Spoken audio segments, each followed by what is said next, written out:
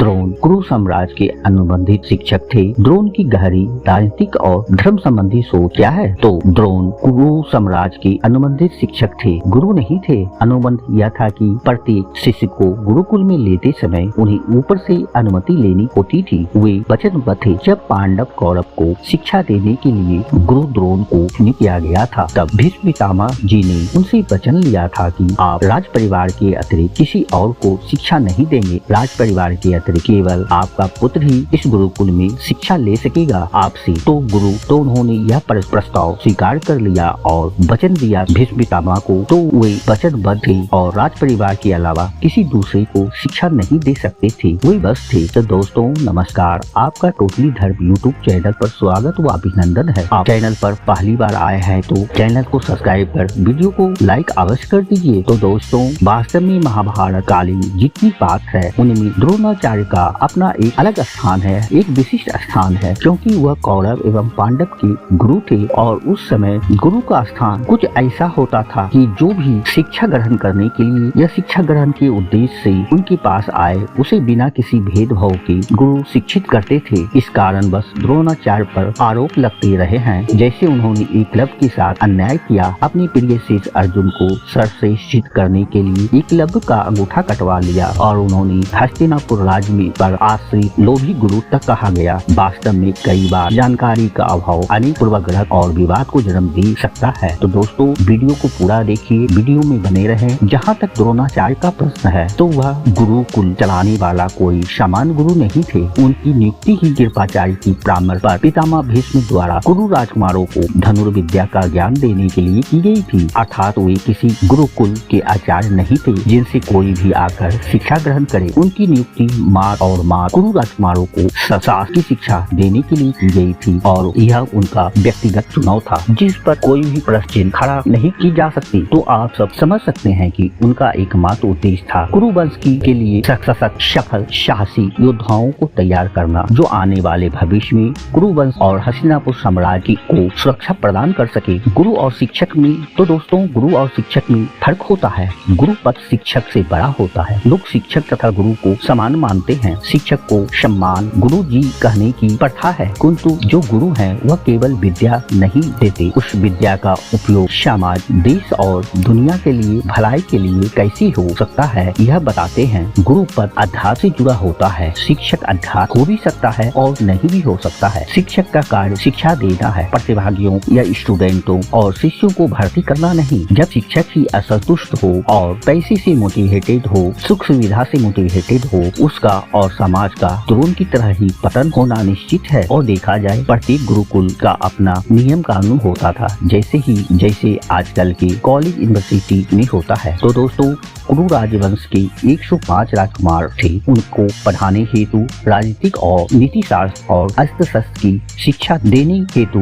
2 शिक्षक रखे गए थे, जिसमें एक तो राजगुरु कृपाचार्य जो नीति और राजनीतिक की महान ज्ञाता थे। दूसरे थे महर्षि भरद्वाज पुत्र द्रोणाचार्य, जो बनना तो ऋषि महर्षि चाहते थे, किंतु अभाव का जीवन जीकर उन्होंने अपनी साले कृपी जी के दबाव में शिक्षक का पद स्वीकार किया। तो दोस्तों आप भी सोचे, यदि आपकी पत्नी भूखी प्यासी हो, आपका अपना बच्चा 2 वक्त का भोजन और दूध नसीब न होता हो और इस समाज की आपकी विद्वता की कदर न हो, तो इससे क्या फर्क पड़ता है कि आप अपने क्षेत्र की कितनी बड़े विद्वान हैं, जो आपको जीवन यापन का साधन देगा, उपलब्ध कराएगा, आय के साधन मुहैया कराएगा। आपको उसी के हिसाब से काम करना होगा। द्रोणाचार्य इसी बात से कुरु साम्राज्य के ऋणी थे। तो दोस्तों वीडियो में बने रहें। चलिए जानते हैं उस समय के समाज में व्यक्त विसंगतियों के बारे में। समाज में व्यक्त विसंगतियों का दोहन कुरु साम्राज्य ने अपने निजी हितों के लिए किया। स्त्रियों का उनके स्वयंवर से बलपूर्वक अपहरण कर और उनको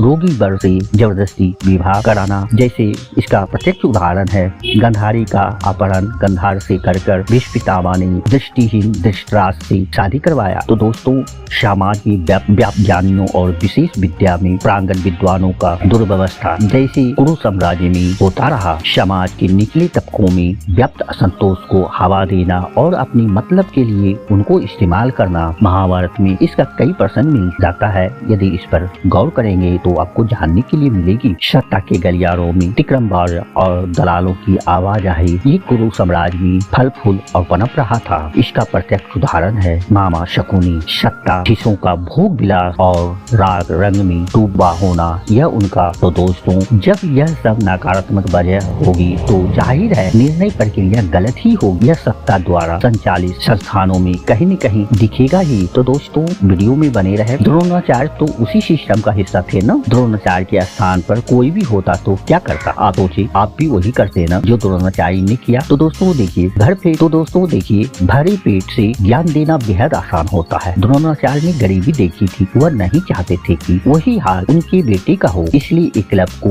नियम का हवाला देकर उन्होंने शिक्षा देने से मना कर दिया, उन्हें गुरुकुल में दाखिल करने से मना कर दिया। तो दोस्तों, अब यह बात विचार करने लायक लगती है कि आचार्य द्रोण कोई साधारण व्यक्ति तो थे नहीं और शस्त्रधारियों में सर्वश्रेष्ठ भगवान परशुराम के शिष्य थे। उन्हें व्यक्ति की उचित पहचान थी और इस बात का निर्णय लेना जानते थे कि कौन सा व्यक्ति कितनी शक्ति दी जानी चाहिए या कौन से व्यक्ति को कितनी शिक्षा देनी चाहिए, क्योंकि शक्ति का दुरुपयोग होना आम बात थी और वे नहीं चाहते थे कि संसार उन पर यह आक्षेप या आरोप लगाए कि उन्होंने अपने शिष्यों को अपार शक्ति बिना विचारे दे दी। इस कारण से उन्होंने अर्जुन के अतिरिक्त किसी को ब्रह्मास्त्र नहीं सिखाया और अपनी पुत्र अश्वत्थामा को भी सख्त चेतावनी के साथ ही धारक अस्त्र सिखाए। एकलव्य उनका वास्तविक शिष्य नहीं थे, फिर भी वह उनको ही गुरु मानकर धनुर्विद्या सीखता था। तो दोस्तों, एकलव्य एक निषाद भील था और ऐसा लगता है कि उस समय तक उसकी निष्ठा को लेकर आचार्य द्रोण के मन में संशय था, जो कि भविष्य में कहीं वह अपनी धनुर्विद्या का